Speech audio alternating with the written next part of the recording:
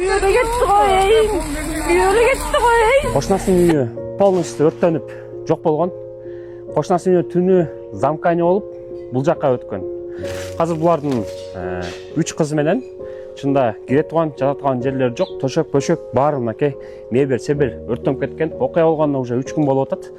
Эжеке бул үйдү күйөөсү менен кредит алып, башка кылып, салып, жаңы эле ушул мынакей көрүп турганыңыздай полный бүтүрүп кирдиле да. Эжекенин эмнесине мен аябай ыраазы болдум. Эжеке кошунама доом жок дейт. Негизи эми биздин кошуналарга дообуз жок. Анткени жолдошумдун ата энеси кичинекейинде эле казылып калган. Үй бүлөдө жалгыз уул.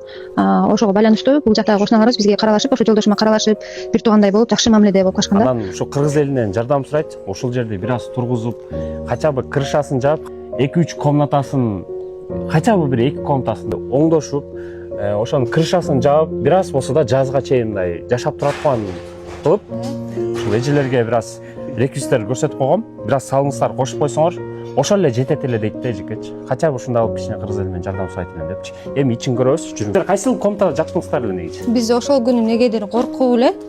Негизи комната баары бүткөн да мебель. Андай отко буланып, суланып эметкен жоксуңарбы? Сразу эле чыгып кеттиңер? Сразу эле чыгып кеттик. Анан төрттөрдө ушуну такылдатышты да кошуналар. Таңгамал төрттөрдө болду да? Таңгамал төрттөрдө болду, уже бул жак күйүп атыптыр. Страховкасы болсо мага төлөп бербейт десеңер, себеби үй страховка болгон эмес. Страховка коюлган эмес, булар 2 ай эле болгон, үйдө бүтүп эле кирип, анан жетишпей калышкан. Ошонун себебинен 2 ай жашап атып эле үй өрттөнүп кеткен да. Көрүп атасыздар.